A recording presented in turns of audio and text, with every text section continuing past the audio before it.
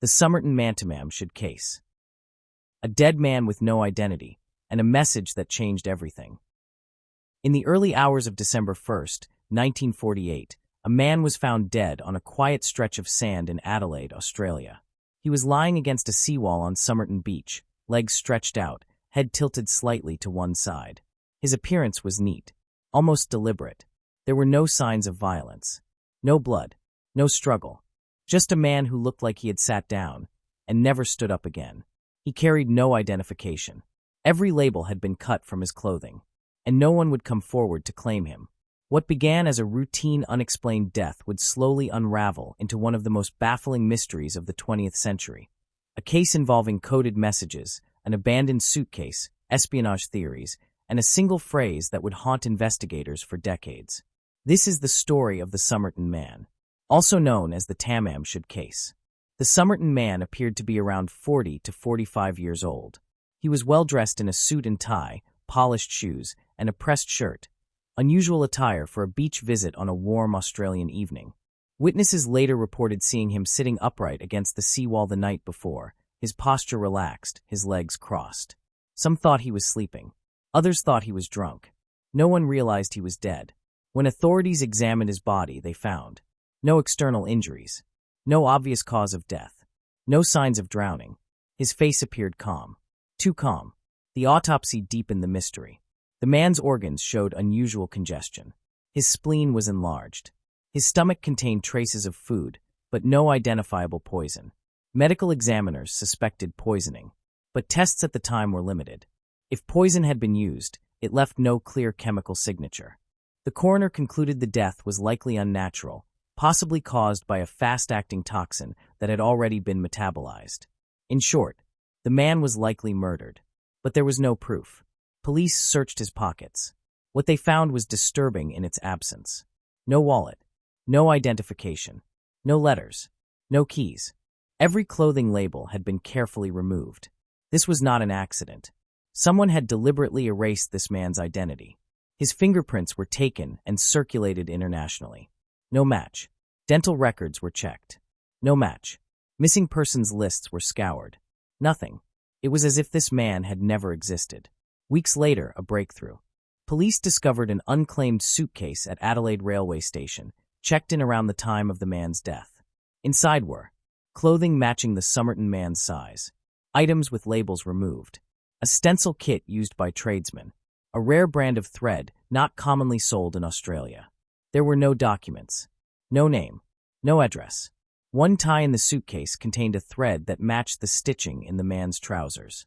This suitcase belonged to him, but it revealed nothing about who he was, only that he didn't want to be known.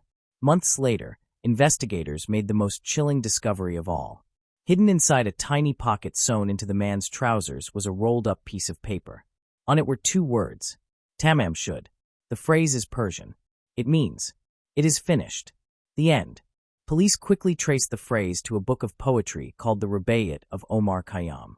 Now the case had a message, and possibly a motive. Soon after, a man turned in a copy of the Rubaiyat that he claimed had mysteriously appeared in the back seat of his car. The final page, the one containing the phrase Tamam Shud, had been torn out. Inside the book, investigators found something even stranger. A handwritten code.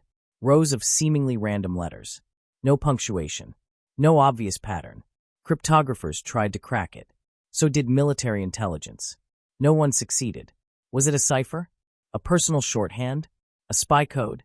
Or something more intimate? Police traced a phone number scribbled inside the book. It led to a woman living just a few blocks from where the Somerton Man was found. She asked to be identified only as Justin. When shown a plaster cast of the man's face, witnesses noted she appeared visibly shaken, though she denied knowing him.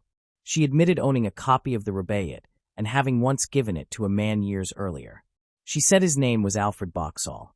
Police tracked Boxall down. He was alive, and he still had his book intact. So if the Somerton Man wasn't Boxall, who was he? The timing of the case raised alarms. It was 1948.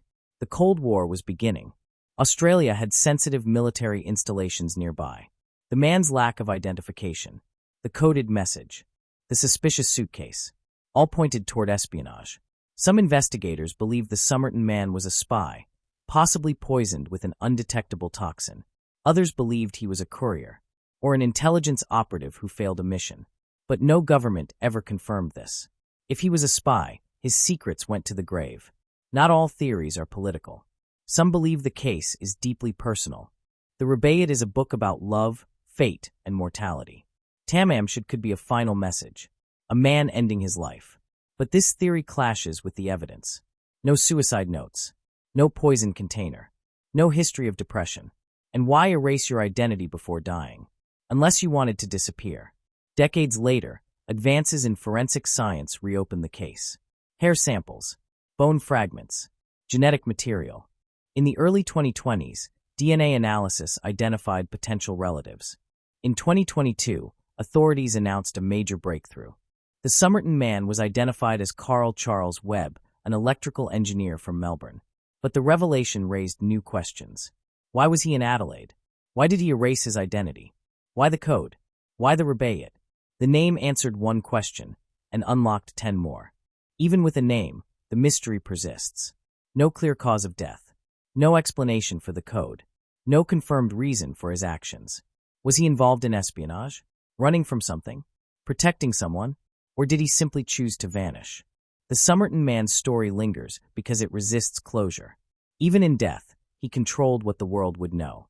He left behind a phrase that suggests intention, a code that refuses to speak, and a life erased with precision.